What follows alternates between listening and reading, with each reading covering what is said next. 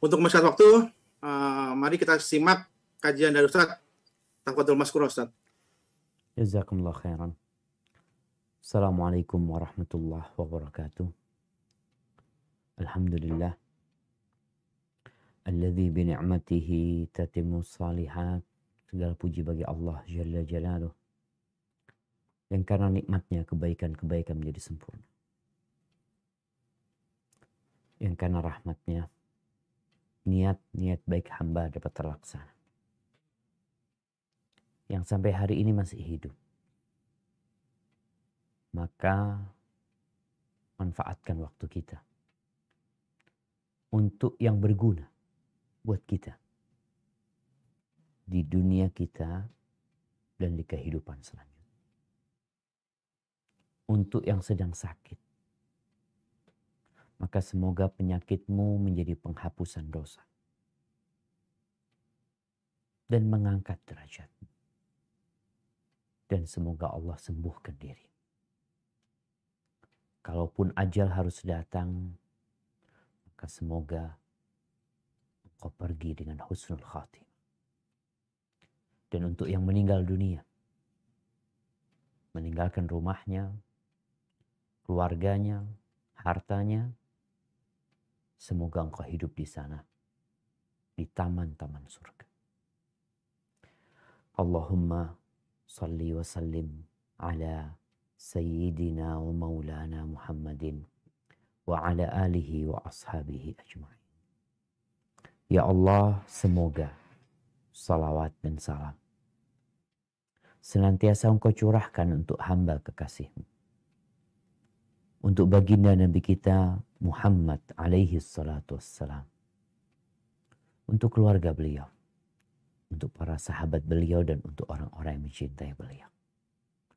Dan kita semua harus yakin bahwa Nabi kita alaihi salatu wassalam kelak akan menunggu kita di telaga. Dan semoga kita dapat minum dari telaga Rasulullah sallallahu alaihi wasallam. Amma ba'd. Ahibati fillah. Andai kata kalau kita mati, kita itu ditinggalkan, dilupakan. Maka kematian itu akan menjadi tempat istirahat buat setiap orang hidup. Makanya ada istilah yang mengatakan ke tempat peristirahatan terakhir. Iya. Kalau mati dibiarin istirahat, dia selesai dari kecapean dunia, kelelahan dunia. Cuma yang jadi masalah, kita tuh kalau mati dibangkitkan. Dan kita akan ditanya tentang segala sesuatu. Ahibati fillah, sebagaimana pernah kita bahas, bahwa setelah kematian manusia akan berada di alam barzakh. Dan mereka yang bekalnya nggak cukup, maka tatkala ajal menjemput, Allah menceritakan di surat Al-Mu'minun ya. Nanti mungkin dapat dilihat di ayat 99 sampai 101 yang pernah kita baca. Orang ini mengatakan, qala rabbirji'un, ya Allah balikin aku ya Allah. Balikin aku mau balik ke dunia. La'alli a'malu salihan fima taraktu. Dia ingin beramal saleh.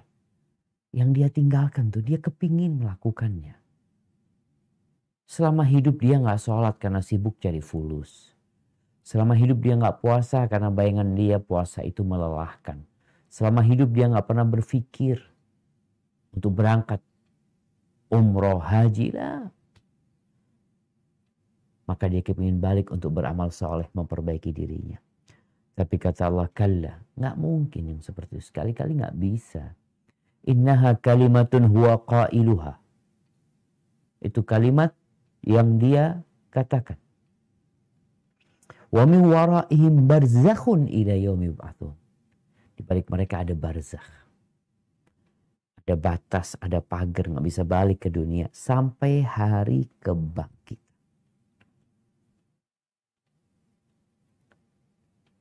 Yang kita akan bicarakan bagaimana hari kebangkitan itu. Allah Azza wa Jalla berfirman di surat Al-Mu'minun ayat 101. Coba dibaca yang ayat 101. Apa kata Allah Azza wa Jalla? أعوذ بالله من الشيطان الرجيم فإذا نفخ في الصور فلا أنساب بينهم يومئذ ولا يتساءلون.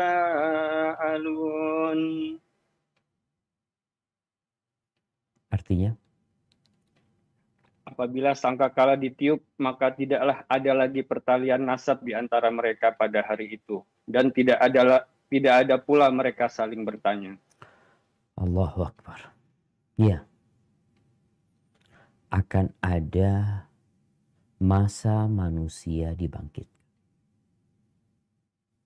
Bagaimana proses dibangkitkannya manusia? Ada 2 tiupan sangkakala. Sangkakala itu qarnun yunfakhu fi.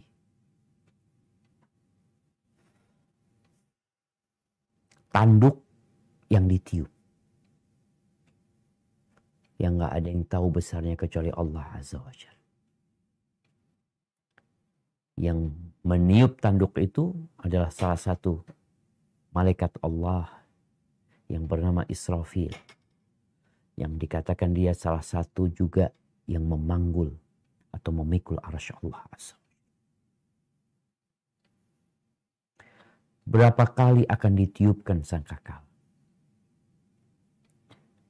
Ada 2 pendapat ulama. Ada yang mengatakan 3 kali. Ada yang berpendapat 2 kali.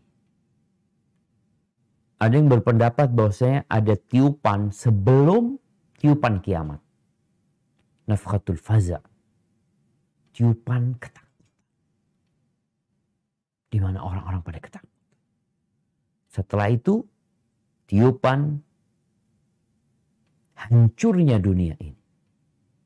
Matinya seluruh umat manusia. Dan juga bangsa jin.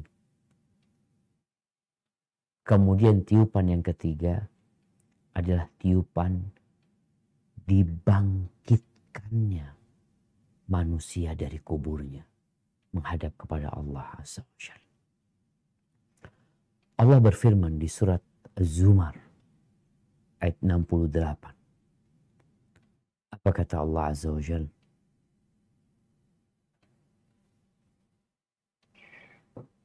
أعوذ بالله من الشيطان الرجيم ونفخ في الصور فصعق من في السماوات ومن في الأرض إلا من شاء الله ثم نفخ فيه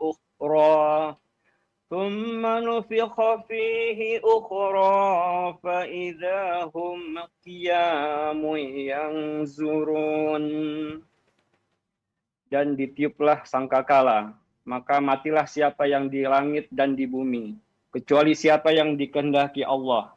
Kemudian ditiup sangkakala itu sekali lagi, maka tiba-tiba mereka berdiri menunggu putusannya masing-masing. Nah, di ayat ini disebutkan tiupan itu 2 kali.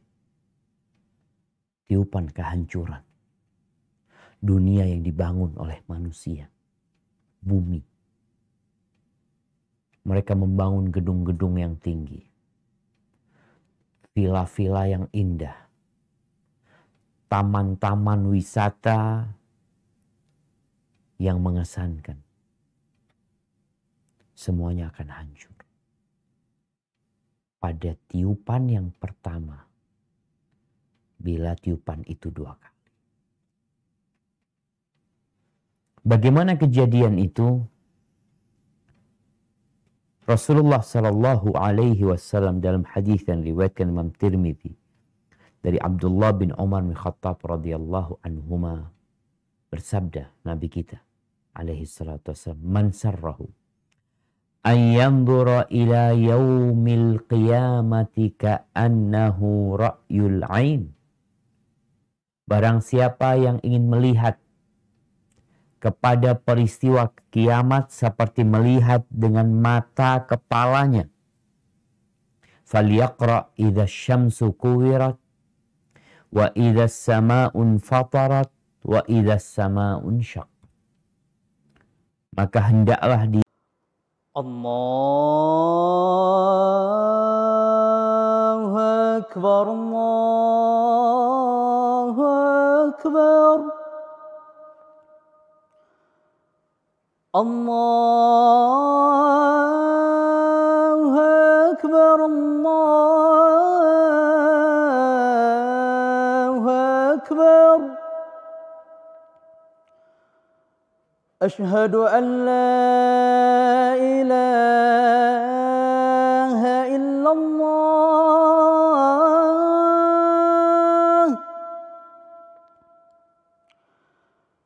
Asyhadu an la ilaha illallah.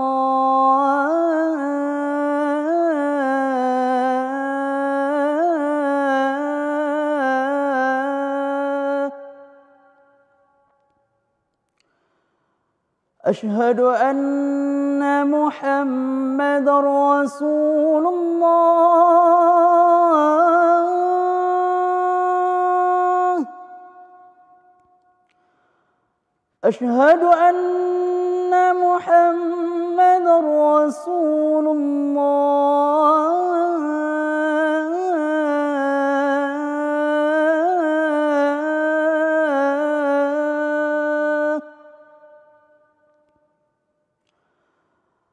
حي على الصلاة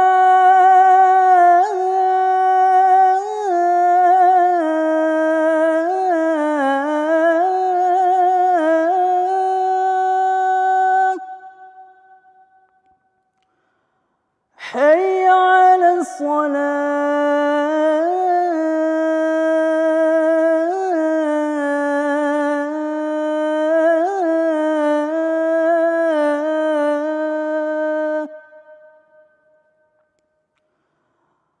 حي على الفلاح.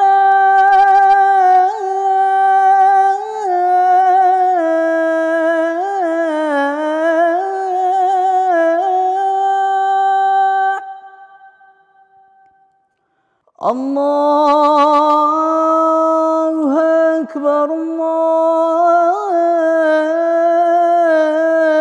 الله أكبر. لا إله إلا الله.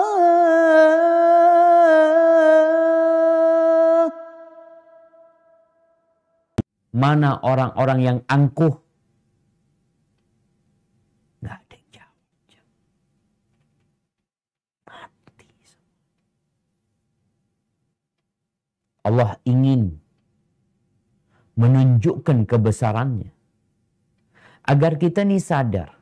Jangan bicara kiamat. Sekarang nih orang-orang yang gagah, yang kuat mati. Ahibati fillah.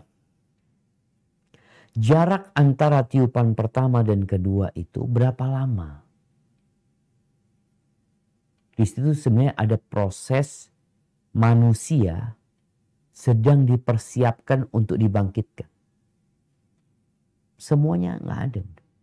Semuanya di bumi ini. Imam mereka menjadi tanah. Yang kata Nabi SAW dalam riwayat Abu Hurairah radhiyallahu anhu, ma bainan nafkhatain arba'un. Kata Nabi SAW, jarak antara dua tiupan sangkakala itu 40. Qalu ya Abu Hurairah. Wahai Abu Hurairah, 40 apa? Arba'una yauman. Qala, nggak tahu kata Abu Hurairah. Nabi menyebutkannya 40. Ada yang mengatakan 40 tahun, 40 bulan. Abu Hurairah mengatakan nggak tahu. Nabi pokoknya nyebutkan 40. Tsumma yunzilullahu ma'an. Kemudian setelah kehancuran manusia itu, Allah kirimkan air Dalam riwayat lain disebutkan air itu seperti mani, lengket dia. Kental dan lengket. Fayanbutuna minhu kama yanbutul baqal. Kemudian jasad manusia ini tumbuh seperti tumbuhnya biji-bijian. Kita lihat yang namanya umpamanya kacang, jagung. Itu kan hanya biji. Bagaimana kita lihat jadi besar dia.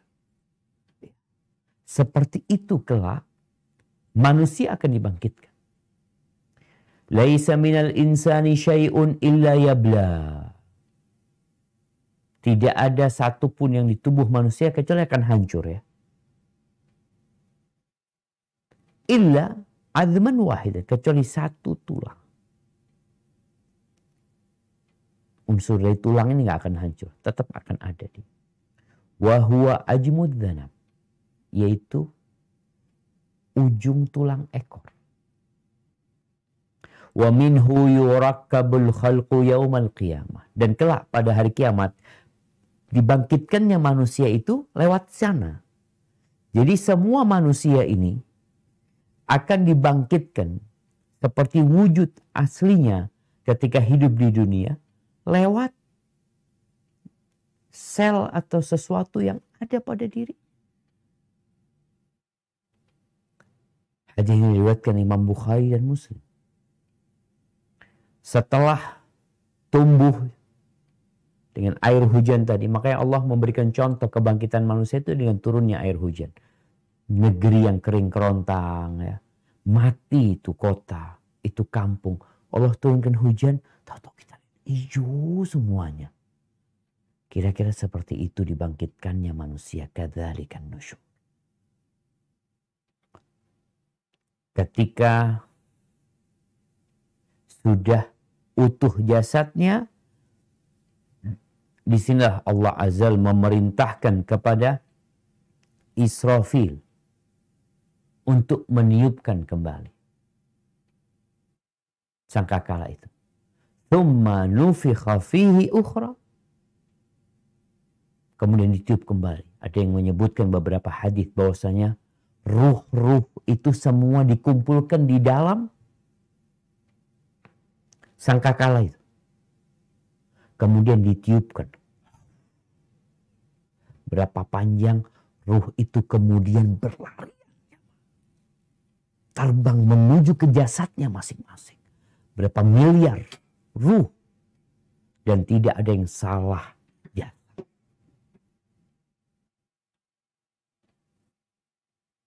Setelah itu baru keluar manusia. Jadi akan terbelah. Kita tahu yang namanya kacang itu. Kalau dia mau tumbuh, dia akan terbelah. Baru muncul tunasnya. Begitu pula bumi ini akan terbelah nantinya, orang akan pada keluar. Makanya kalau dikatakan kehidupan itu kehidupan kubur ya. Padahal sebagian mengatakan Ustaz, sebagian mati kan gak dikubur Ustaz. Tapi bagaimanapun, dia akan balik ke tanah.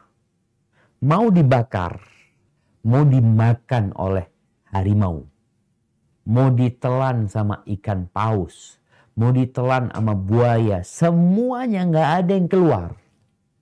Semuanya akan balik ke tanah. Dan dari sana kemudian mereka akan dibangkit.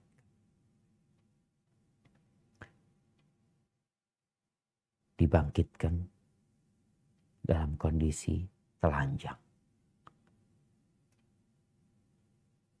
Belum disunat. Tidak punya alas kaki. Yub'atun nas yaumal qiyamati hufatan uratan. Aisyah sempat bertanya, ya Rasulullah, ar-rijalu wan nisa, laki-laki sama perempuan. Kita tahu dibangkitkan mungkin di sebelahnya ini kuburannya perempuan ya. Di sana perempuan dibangkitkan telanjang. Gimana tuh laki sama perempuan? Kata Nabi SAW, al-amru a'zamu min dzalik, urusannya menakutkan. Lebih dahsyat dari yang orang mau mikir, ngelihat fulan. Semuanya terbelalak. Melihat kondisi dirinya.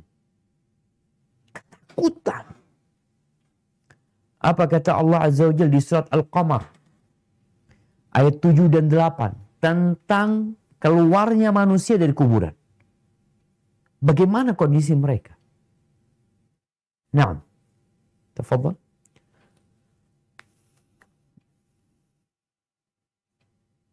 أعوذ بالله من الشيطان الرجيم. خش عن أبصارهم يخرجون من الأجداث كأنهم جراد منتشر مهطعين إلى الداعي يقول الكافرون هذا يوم عسير. Sambil menundukkan pandangan-pandangan mereka keluar dari kuburan, seakan-akan mereka belalang yang berterbangan. Mereka datang dengan cepat kepada penyeru itu. Orang-orang kafir berkata, ini adalah hari yang berat. Allahu Akbar jemaah. Mereka keluar seperti belalang yang berterbang. Kebingungan. Awal keluar dari kuburan mereka kebingungan. Mereka mau kemana? Mereka bertanya, "Man ba'atsana min marqadina hadza?" Siapa yang bangkitkan kita nih? Siapa?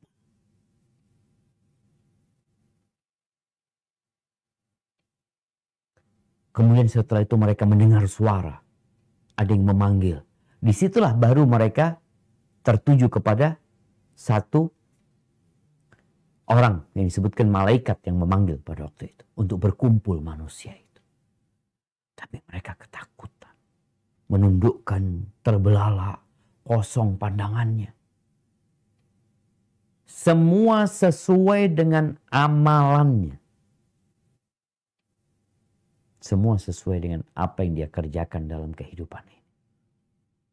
Kalau mungkin di dunia ini, ada orang yang tidak salah dijebloskan ke penjara. Ada orang yang salah selamat dari hukuman. Ada orang yang seharusnya dia itu di penjara, tapi ternyata dia malah memenjarakan orang lain. Ada banyak kekacauan kita lihat. Tapi pada hari itu, semua akan dibangkitkan sesuai dengan amalan. Jasadnya jasad mereka ketika mereka hidup. Hanya saja ada perubahan di jasad mereka. Orang-orang yang beriman tentunya sesuai dengan keimanan dan amal soleh mereka. Mereka tidak satu kondisi. Di surat Thaha ayat 124-126 Allah Jalla Jalaluh menyebutkan bahwa ternyata ada sebagian manusia yang ketika hidup di dunia dia dapat memandang dengan jelas menggunakan matanya, tapi dibangkitkan dari kuburannya buta. Tak kelihatan apa-apa dia. Kenapa? Ada pekerjaan yang membuat dia buta. Tafadhal dibaca di surat Thaha 124-126. وَمَنْ أَعْرَضَ عَنْ ذِكْرِي فَإِنَّ لَهُ مَعِيشَةً ضَنكًا وَنَحْشُرُهُ يَوْمَ الْقِيَامَةِ أَعْمَى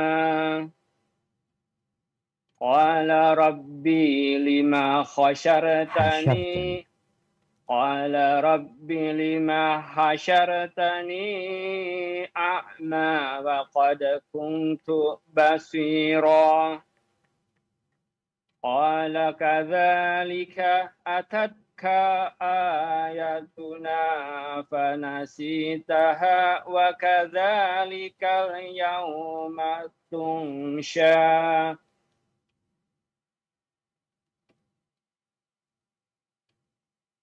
Kami akan menghimpunkannya pada hari kiamat dalam keadaan buta. Berkatalah ia, ya Tuhanku, mengapa engkau menghimpunkan aku dalam keadaan buta? Padahal aku dahulunya adalah seorang yang melihat.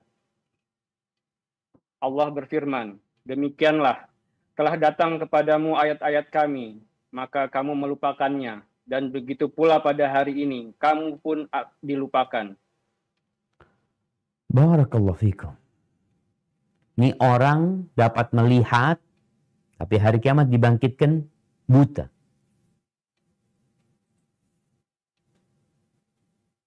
Ketika dia bertanya, qala rabbi lima hasyartani a'ma wa qad kuntu basir. Masalahnya engkau. Ketika datang ayat-ayat disampaikan, ada kajian,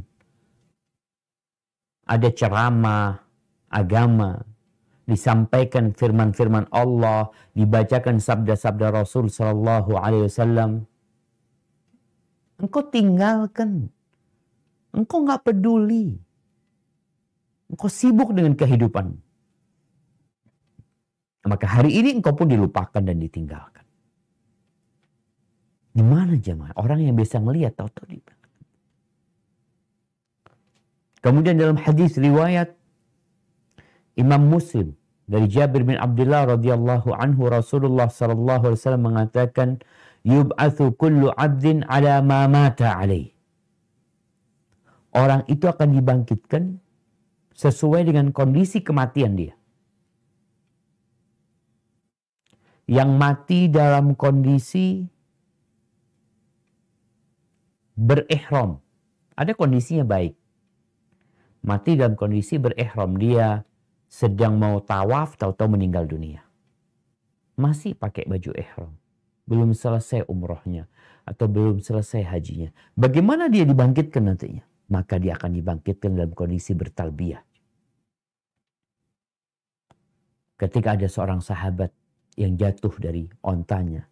Atau ketendang ontanya, kemudian dia meninggal dunia. Pada saat berihram. Maka kata Nabi SAW, la kafinuhu fi thawbay. Kafani dia, ya di dua baju dia tuh. Baju ihramnya. Wala tuhannituhu wala tughattu ra'sah. Jangan dikasih parfum. Biasanya orang mati itu ketika dikafani dikasih parfum, kasih wangi-wangian. Tapi ini orang malah nggak boleh dikasih parfum. Biasanya orang dikafani itu full dari kepala sampai kaki. Tapi Nabi mengatakan alaihi salatu wasallam, orang ini jangan dikasih parfum, jangan ditutup kepalanya. Karena dia sedang berihram. Orang berihram itu nggak boleh menutup kepalanya bagi yang laki-laki. Dan nggak boleh pakai parfum, salah satu larangannya. Jadi dia dikafani gitu aja. Dengan dua pakaiannya. Tanpa ditutup kepalanya, tanpa dikasih parfum. Lalu Nabi SAW menyebutkan alasannya. فَإِنَّهُ يُبْعَثُ يَوْمَ الْقِيَامَةِ مُلَبِّيًا. Sesungguhnya dia akan dibangkitkan pada hari kiamat dalam kondisi bertalbiyah. Dia dibangkitkan akan mengatakan, labbaik Allahumma labbaik. Labbaik la syarika laka labbaik. Innal hamda wan ni'mata laka wal mulk la syarika lak. Dalam kondisi orang bengong, kosong pandangannya. Ini orang bertalbiyah. Orang yang mati syahid. Mati dalam peperangan. Dia nggak dimandikan. Nggak dibersihkan tubuhnya dari darah. Bas, dia dikafani terus dimakamkan. Dengan kondisi darah yang ada di tubuhnya. Bukan lukanya dibersihkan, dijahit, apalah. Kenapa? Karena dia akan dibangkitkan dalam kondisi seperti itu. Warnanya warna darah, tetap dia berdarah seperti itu. Launud dam. Darah itu amis. Tapi kelak pada hari kiamat, darah itu akan wangi, mengeluarkan aroma misik. Itu kalau dia mati syahid ikhlas lillahi ta'ala. Di dalam hadis yang diriwayatkan oleh Al-Hakim dari Abdullah bin Amr bin As, Nabi SAW mengatakan, Ya Abdullah bin Amr, in qatalta sabiran muhtasiban.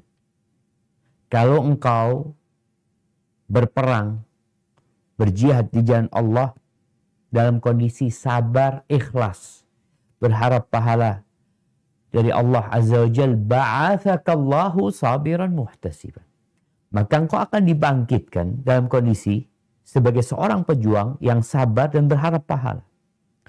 Wa in qatalta mura'iyan mukathiran, ba'athakallahu mura'iyan mukathiran.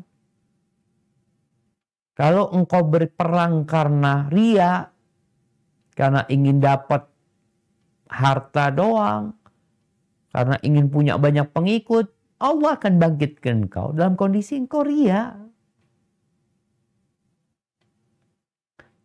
Jadi orang itu akan dibangkitkan sesuai dengan kondisi kematian dia. Mati sujud, dibangkitkan dalam kondisi sujud. Dia sujud kemudian bangkit. Menuju kepada Allah Azza wa Jalla. Orang-orang yang sombong. Orang sombong tuh merasa lebih besar dari yang lainnya. Makanya ada istilah kalau orang sombong itu kepalanya jadi gede gitu ya. Awas topinya nggak cukup nanti Ustaz. Karena dia merasa besar. Padahal dia tetap nggak berubah dia. Innaka lan takhriqal arda wa lan tablughal jibala tula. Engkau tuh walaupun sombong, nggak bakal engkau tingginya setinggi langit, setinggi gunung. Engkau juga nggak bakal kemudian dapat menembus bumi ini. Maka pada hari kiamat, orang-orang yang sombong, kata Nabi SAW dalam hadis Abdullah bin Amr bin As, yang baru saja kita baca.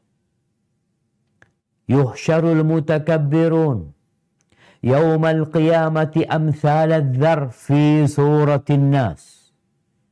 Orang-orang yang sombong akan dibangkitkan dari kuburnya, digiring ke padang mahsyar sekecil semut. Dzar itu semut kecil. Tapi rupanya manusia. Ya'luhum kullu syai'in minas saghar. Dia ketika itu diliputin kehinaan. Yang lihat kakinya orang sedang lewat. Semuanya kelihatan besar. Ya memang dia kecil sekali dia. Gara-gara kesombongan dia. Hatta yadkhulu sijnan fi jahannam yuqalu bulas. Dia digiring untuk menuju ke neraka jahanam. Artinya dia dibikin kecil seperti itu. Sampai kelak dia masuk ke neraka jahanam. Kemudian dimasukkan ke penjara yang namanya bulas. Hadis ini diriwayatkan Imam Ahmad. Kecil sekali. Itu ketika digiring, dikeluarkan dari kuburnya digiring. Karena nanti orang kafir itu akan dibesarkan tubuhnya. Sampai seperti gunung tubuhnya dia. Agar dia merasakan azab Allah. Soalnya kalau kecil, semut tuh kalau jatuh, semut jatuh dari ketinggian 10 meter. Nggak sakit. Tapi kalau cecak, ya ada. Kalau kucing yang jatuh dari jarak 10, dari ketinggian 10 meter. Kalau yang jatuh itu manusia. Oh, jangan. Kalau yang jatuh dari ketinggian 10 meter itu sapi. Semakin sakit. Kalau yang jatuh itu gajah. Aduh. Semakin besar. Semakin dia merasakan. Maka ketika dikeluarkan dari kuburannya, dibangkitkan, kecil-kecil dia. Jadi padang mahsyar dia benar-benar hina sekali. Melihat kemana-mana semuanya penuh kehinaan. Ini buat orang-orang yang sombong. Orang yang ketika hidup di dunia punya istri lebih dari satu. Kemudian dia berlaku tidak adil. Mungkin dia ngomongnya adil.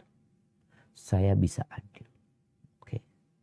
Kalau lisan pandai berdusta. Tapi nanti ketika engkau dibangkitkan dari kuburanmu akan kelihatan. Apakah engkau orang yang adil atau ternyata engkau berat sebelah. Kalau ternyata berat sebelah, dia dibangkitkan wasyiquhu ma'il.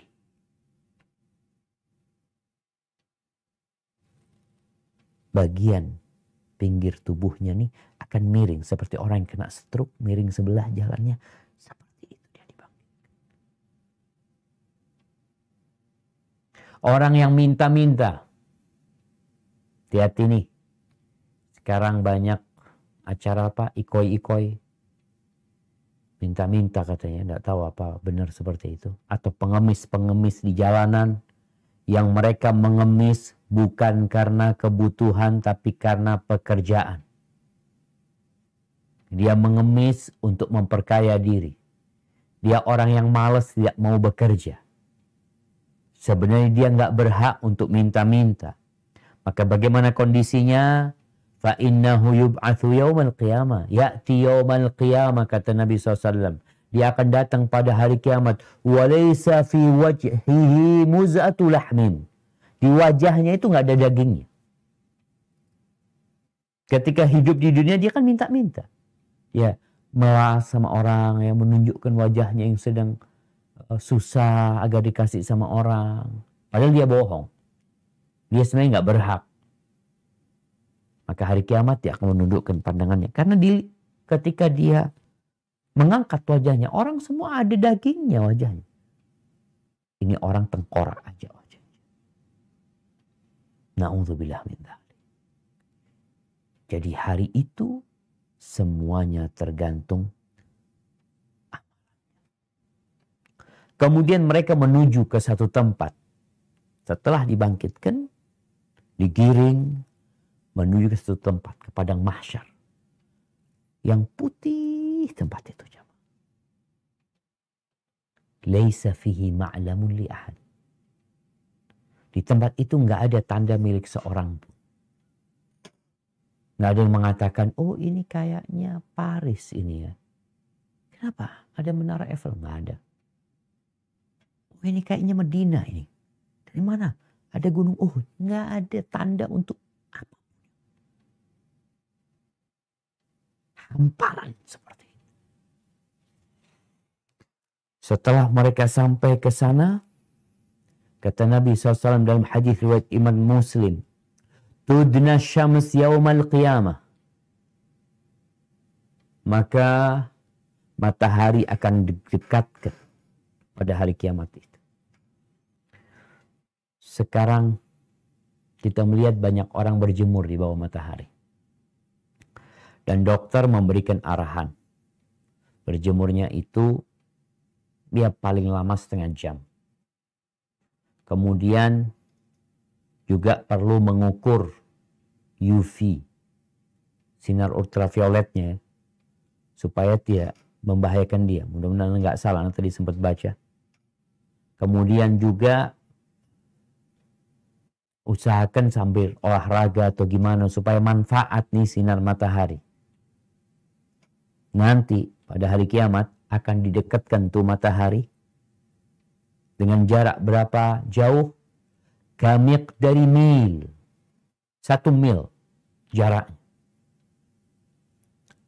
Qala Salim bin Amir, salah satu perawi hadis ini, mengatakan, "Fawallahi ma adri ma ya'ni bil mil. Ama safatul ardi amil mil ladhi taktahilu bihil ain." Mil yang dimaksud itu jarak di bumi ini, yaitu hampir 1,5 kilo kira-kira. Atau mil itu juga bahasa Arabnya nama untuk kayunya celak. Batangnya celak tuh. Orang kalau mau pakai celak, biasanya ada besinya yang dimasukin. Atau itu yang dimaksud dengan mil. Qala fayakunun nas ala qadri a'malihim fil ardh. Maka pada hari itu manusia akan tenggelam dalam keringat mereka sesuai dengan amalannya. Bukan sesuai dengan bintangnya. Bukan sesuai dengan jabatannya. Kita tahu Kalau sekarang nih ada pertemuan, ada perkumpulan, kursi paling depan tuh buat siapa? Oh ini fulan, kepala ini, sekretaris apa, seperti itu. Siap. Sekarang kita melihat di dunia seperti itu. Oh yang duduk di sini ini tiketnya yang mahal. Yang kedua segini segitu. Pada hari itu, semua sesuai dengan amalan.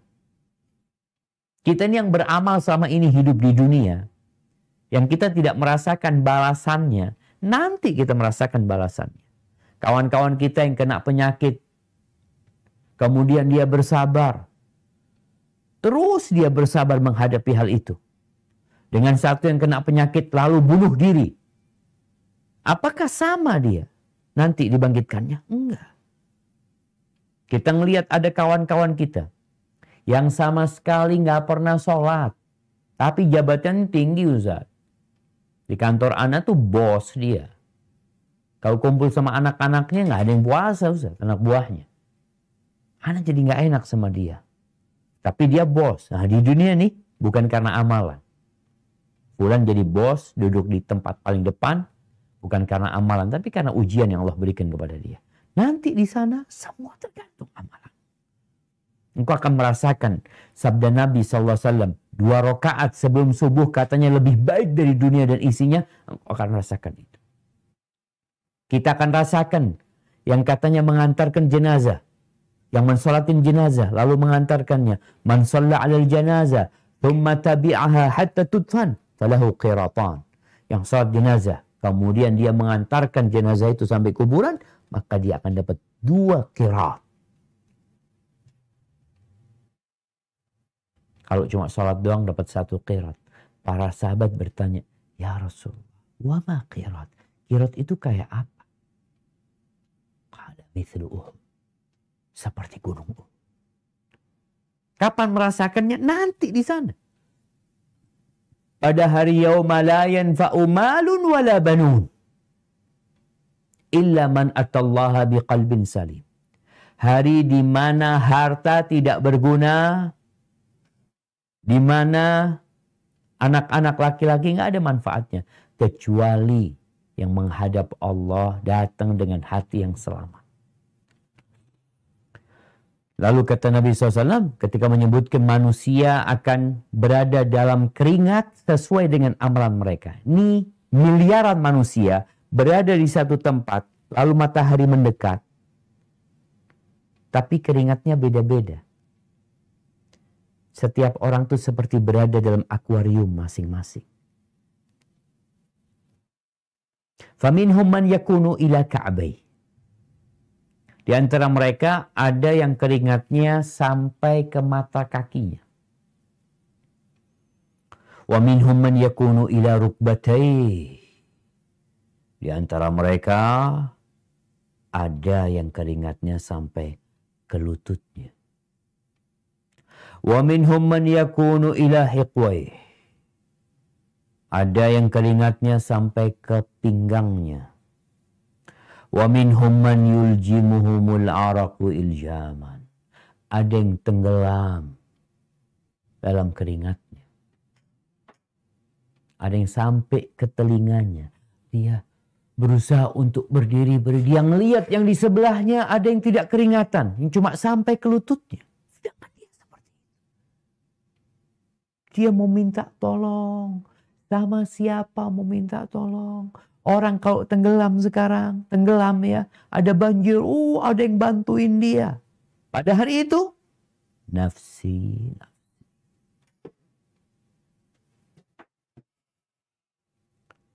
Nabi SAW menyebutkan, ada yang sampai ke mulutnya, tenggelam dalam keringatnya.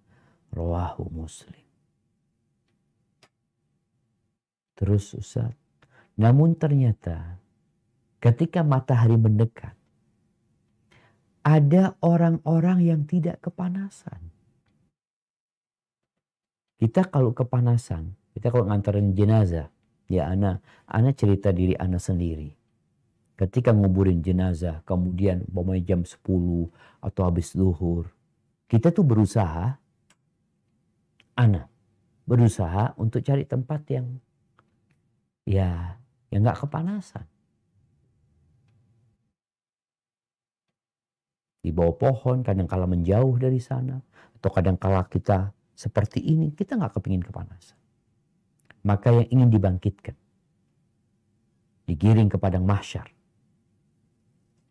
tidak kepanasan, maka simak hadis Nabi SAW ini. Diriwayatkan oleh Imam Bukhari rahimahullah. Dari Abu Hurairah radhiyallahu anhu. Dari Nabi SAW. Beliau mengatakan, sab'atun yudhilluhumullah fi dhilli yawma la dhilla illa dhilluh. Ada 7 golongan yang kelak akan Allah kasih naungan dari naungan yang Allah ciptakan. Dari naungan Allah Azza wa Jalla. Pada hari tidak ada naungan kecuali naungan Allah. Nggak ada orang bawa payung. Nggak ada orang umpamanya karena dia bos, atasan, ada yang megangin payungnya, nggak ada. Naungan yang ada adalah naungan yang Allah berikan. Ada 7. Yang pertama adalah al-imamul adil. Imam yang adil. Penguasa, pemimpin yang adil. Beda sama rakyat yang adil. Pegawai biasa yang adil beda. Ini pemimpin. Tentunya kepemimpinan itu ya semakin tinggi, resikonya semakin besar. Semakin tinggi, namanya Bapak Presiden. Dia bisa melakukan kezaliman. Bapak Gubernur, dia bisa melakukan kezaliman umpamanya. Tanpa ada yang menyentuh dia. Dia kebal hukum. Tapi ternyata dia melakukan yang adil gitu. Ini spesial banget. Jadi dalam kondisi dia bisa melakukan kezaliman, ternyata dia tidak melakukan kezaliman. Dia adil. Yang kedua, wasyabun nasya'a fi ibadati rabbih. Seorang pemuda yang tumbuh besar, berkembang dalam ketaatan kepada Rabbnya. Jadi memang pemuda itu daya atau syahwat untuk berbuat maksiatnya itu kuat. Lingkungan, kawan-kawannya, umur, angan-angan. Dia mau, aku kan masih muda sekarang. Aku mau nikmatin masa muda ini. Nanti tua aku mau tobat. Maka pemuda yang tumbuh besar taat kepada Allah, Allah akan kasih naungan. Tapi kalau orang sepuh, pensiunan, taat sama Allah, puasa Senin Kamis, sholat di masjid, ngurusin masjid, nggak masuk. Dia udah tua lah. Yang akan ditanya masa mudamu kok gimana gitu. Jadi ini keistimewaan anak muda yang taat. Kalau kita lihat di sebuah sekolahan, SMA umpamanya, berapa persen sih yang masuk ke rohis umpamanya? Satu SMA 1000 orang umpamanya. Berapa persen yang rajin ke masjid? Biasanya nggak banyak. Mereka insya Allah yang tumbuh besar taat kepada Allah, susah hidupnya, menahan nafsunya, Allah akan kasih naungan. Yang ketiga, warajulun qalbuhu mu'allaqun fil masajid. Seorang laki-laki yang hatinya, jantungnya itu bergantung di masjid. Bergantung jam. Sampai sebagian ulama ketika menjelaskan hadis ini, subhanallah, dia seperti lampu. Lampu gantung, kadang-kala kita ngelihat lampu gantung di masjid, tuh hatinya dia di sana. Tubuhnya kadang-kala ke pasar, dia kerja. Tubuhnya kadang-kala ke sawah. Tubuhnya mungkin bermain di lapangan, main bola dia atau apa. Tapi hatinya ada di masjid. Ketika masuk waktu sholat, ketika adzan dikumandangkan, berdetak tuh jantung. Dia akan menuju ke rumah Allah. Kemanapun dia pergi, dia akan tanya, di mana masjid? Ketika melihat masjid, bahagia sekali dia. Ketika dengar adzan dikumandangkan, Masya Allah, senang sekali. Kenapa? Karena jantungnya di masjid. Ada orang yang ke masjid, tapi jantungnya nggak bergantung ke masjid. Jadi dia itu masih ke masjid, masih males-males. Aduh. Tapi ini orang enggak sudah. Udah bergantung ke masjid. Jadi ada yang masih berusaha. Jantungnya masih di mana-mana. Tapi ada orang yang jantungnya di masjid. Bergantung di masjid. Dari cintanya dia dengan rumah Allah Azza wa Jalla. Kemudian yang keempat. Warajulani. Tahabba fillahi ijtama'a alaihi wa tafarraqa alaihi. Dua orang. Yang saling mencintai karena Allah. Ini khusus juga. Naungannya lebih khusus lagi nanti. Allah akan mengatakan, Ainal mutahabbuna fiyya. Mana yang saling mencintai karena aku. Allah akan kasih naungan. Secara spesial nih. Dia bersahabat, dia berkawan bukan karena motornya sama. Bukan karena ormasnya sama. Bukan karena partainya sama. Bukan karena bangsanya sama. Sukunya sama. Tapi dia berkumpul, bersahabat karena Allah Azza wa Jalla. Dia mencintai fulan karena Allah, bukan kepentingan. Saling mengingatkan karena Allah. Berpisah karena Allah. Fulan akhirnya meninggal dunia tapi dia tetap mendoakan saudaranya. Maka dia akan mendapatkan naungan dari Allah Azza wa Jalla.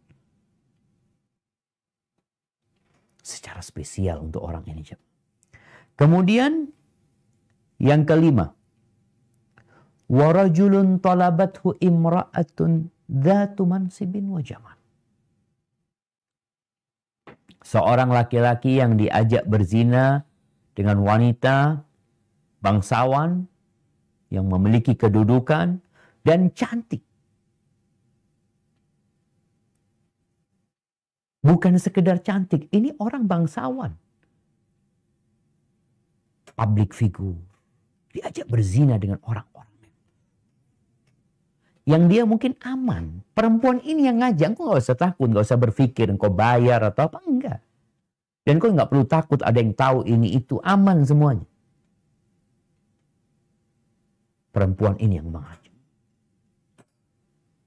Orang tuh kadang-kala berpikir untuk berzina tatkala melihat perempuan-perempuan cantik. Nih diajak berzina benar-benar.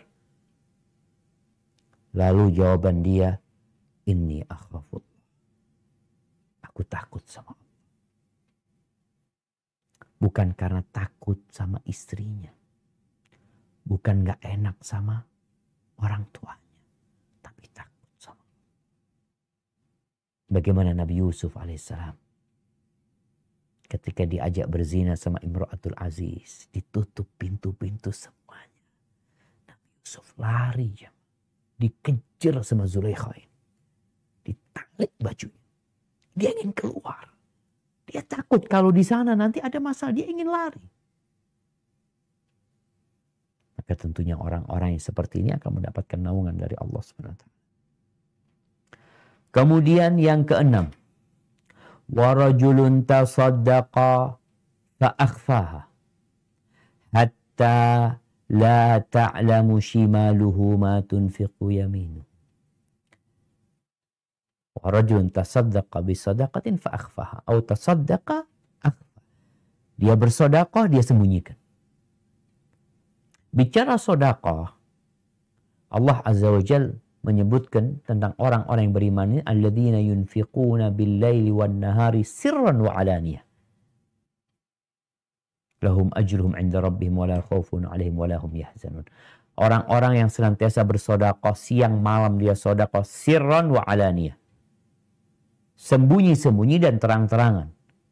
Orang ini akan mendapatkan balasan dari Allah dan nanti pada hari kiamat nggak ada rasa takut dan khawatir buat mereka. Di dunia dan di akhirat nantinya. Untuk yang sedekah sembunyi-sembunyi. Ingat sedekah terang-terangan nggak apa-apa. Allah sebutkan. Bahkan di ayat lainnya Allah mengatakan. In tubdu sadaqati fa ni'imma hiya. Kalau kalian sedekah terang-terangan. Insya Allah baik itu. Wa in tukhfuha. Wa tu'tuhal fuqara'a fa huwa khairul lakum. Tapi kalau kalian sembunyikan. Kalian berikan kepada orang-orang fakir. Itu lebih baik buat kalian. Maka balasannya buat yang sedekah sembunyi-sembunyi. Istrinya nggak tahu. anaknya nggak tahu, sampai digambarkan tangannya nggak tahu. Tangan kirinya ini nggak tahu yang dikeluarkan sama tangan kanan. Maka dia akan mendapatkan naungan dari Allah Azza wa Jalla. Kemudian yang ketujuh, warajulun, dan seseorang dzakarallaha khalian fafadat ainah. Dia mengingat Allah sendirian. Kemudian dia takut sama Allah. Ingat sama dosa-dosa. Sadar dengan kebesaran dan keagungan Allah, kemudian dia meneteskan air mata. Bukan yang menangis tatkala ceramah. Bukan yang menangis tatkala sholat dilihat sama orang. Bukan. Yang menangis sendirian.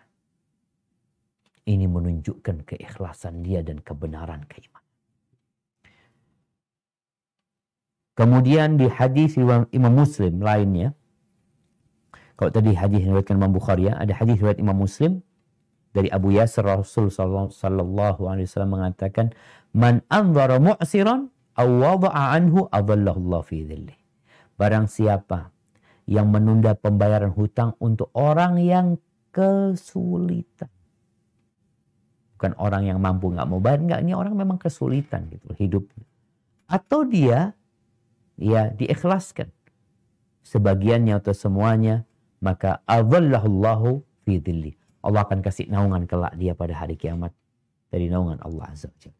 Jadi ahibati fillah, tatkala kita meninggal dunia akan tampak semua yang kita kerjakan. Dan balasan itu sesuai dengan perbuatan kita. Mungkin kita tidak merasakannya di dunia, tapi yakin kelak kita akan mendapatkan balasan tersebut. Faman ya'mal mithqala dzarratin khairan yarah wa man ya'mal mithqala dzarratin syarran yarah. Nanti kita akan bicara proses bagaimana setelah itu manusia akan dihisab, dihitung amalannya. Kemudian nanti akan ada penimbangan, kemudian nanti akan ada sirat. Perjalanan itu panjang. Waktu istirahat tatkala kita meletakkan kaki kita di surga Allah. Barakallahu fiik. Itu yang dapat Anda sampaikan, kurang lebihnya mohon maaf. Anda kembalikan ke moderator Bang Arif. Jazakumullah khair. Masya Allah Ustaz, jazakumullah khair, barakallahu fiik atas tausiahnya. Mungkin kita sekarang lanjut ke sesi pertanyaan. Sebelum saya persilahkan jamaah untuk menanya langsung, saya bacakan dulu ada beberapa pertanyaan yang langsung WA ke saya, Ustaz. Assalamualaikum warahmatullahi wabarakatuh. Semoga Allah melimpahkan rahmatnya, memberi lindungannya, memberi kesehatan untuk Ustadz, keluarga, dan tim kajian, serta seluruh kaum muslimin. Pertanyaannya adalah, apakah siksa kubur itu berlangsung selama menunggu dibangkitkan kembali? Kemudian yang kedua, kenapa sebutan almarhum atau almarhumah tidak tepat untuk yang sudah meninggal? Syukran wa jazakumullah khair. Masya Allah. Barakallahu fikum. Iya jemaah, kalau bicara siksa dan nikmat kubur. Siksa kubur dapat berlanjut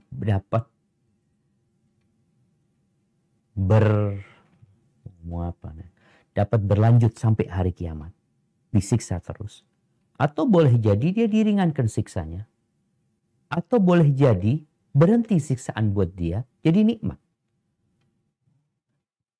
Tergantung kondisinya. Kalau orang-orang kafir, bagaimana Allah ceritakan seperti Fir'aun bersama keluarganya. An-naru yu'raduna 'alaiha wuduwan wa 'ashiyya. Wa yawmal qiyamati adkhilu ala Fir'aun asyaddal. Neraka itu ditampakkan kepada Fir'aun ini dan keluarganya. Terus pagi dan petang.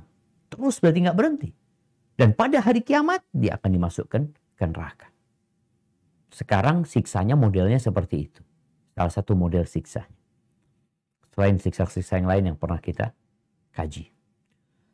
Kemudian ada orang yang disiksa sampai balasannya udah selesai, udah cukup.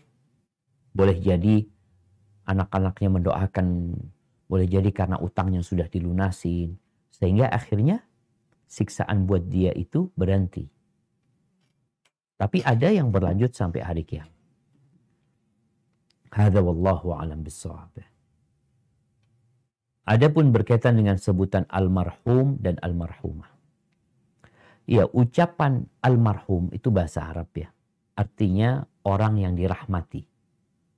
Orang yang disayangi. Dari kata rahmat.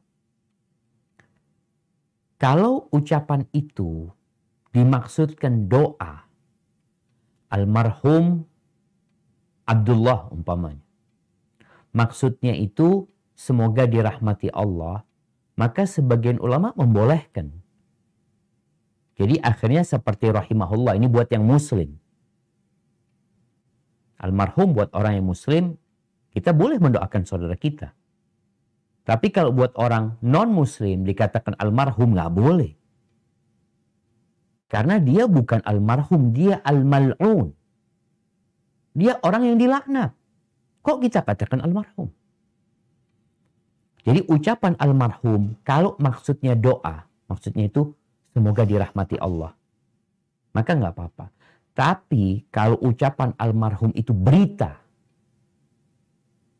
almarhum Abdullah artinya yang dirahmati Allah Abdullah. Engkau tahu dari mana fulan dirahmati? Apakah engkau tahu dia di kuburan sekarang dalam nikmat? Atau dia sedang disiksa? Maka konteksnya memang tergantung niat mengucapkannya. Kalau mengucapkannya itu niatannya adalah menyebutkan semoga orang itu dirahmati, boleh. Tapi kalau informasi dia itu yang dirahmati Allah, kita nggak bisa menetapkan hal itu. Nggak tahu kita dia dirahmati Allah apa enggak gitu. Tapi kalau maksudnya rahimahullah, boleh. Namun memang ana lihat, orang itu kadang-kala nggak paham dengan kata almarhum ini. Dia pikir ada orang mengatakan almarhum fulan, maksudnya itu yang mati fulan. Jadi seakan-akan kata almarhum ini maknanya yang sudah mati. Jadi kalau memang maknanya yang sudah mati boleh. Jadi dia tidak memasukkan bahasa Arab. Kan kadang-kala ada satu istilah itu yang udah berpindah ya. Maknanya berpindah. Nggak seperti yang dimaksudkan oleh dalam bahasa aslinya. Jadi kalau maksudnya almarhum itu yang sudah mati, maka ya silahkan semua. Kadang-kala kucing pun, aduh kucing Anang sudah almarhum. Maksudnya dia itu sudah mati. Dia nggak paham bahwa almarhum itu artinya yang dirahmati. Maka yang dia maksud itu adalah yang mati, bukan yang dirahmati. Gitu. Maka lebih baik menggunakan kalimat rahimahullah atau rahimahallah. Yang pasti doa. Artinya. Rahimahullah artinya semoga dirahmati Allah ya.